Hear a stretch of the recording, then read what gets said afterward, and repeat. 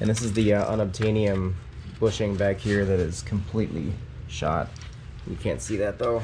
I think it's fair to say that the brake line replacement has not gone to plan. Welcome to Duluth Junction Workshop. I'm Tyler.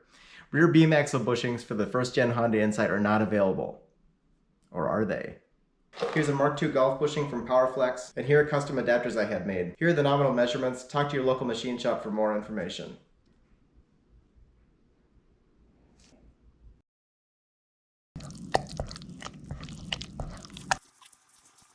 Now we can throw our bushing in.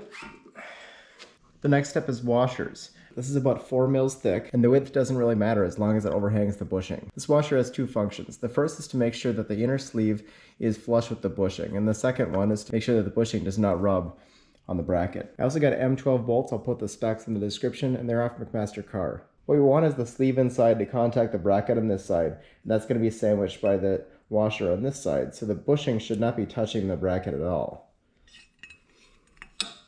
I also want to make sure this zinc bolt is protected, so I'm going to put NICs on it.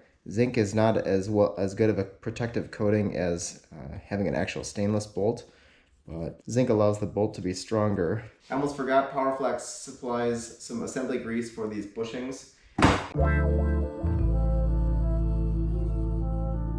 Sandblasted, powder coated, poly bushings, new adapters, new hardware, new lubricants, ready to throw in the car.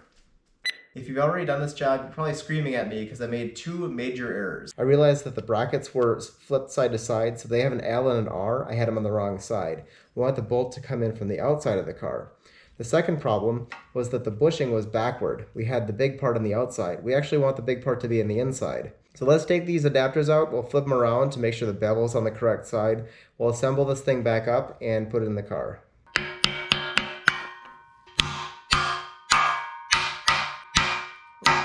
Now the bevel's on the inside, so it'll fit with the radius on the inside of the bushing. The tape measure from one side to the other is about 39.5 to the center of the inside bolts. So to get that, we put the washers on the outside, got the bolt through, bushing big part is on the inside, and then we have left and right lined up to the left and right. Do you think that it's gonna fit this time? Third time's a charm. We've got our new zinc plated fasteners hand tight on there. Looks really good. So now we're going to torque these up. We're going to put everything on this, and then we'll torque the pivot bolts after the car is on the ground. I know there's a lot of talk on the internet about these bushings, but now you can see kind of in real life what that actually looks like when it goes in. I'm going to add a little bit of a nominal description of the sizes, a little blueprint in here that you can take to your local machine shop. So hopefully this helps someone. I appreciate you watching, and press on.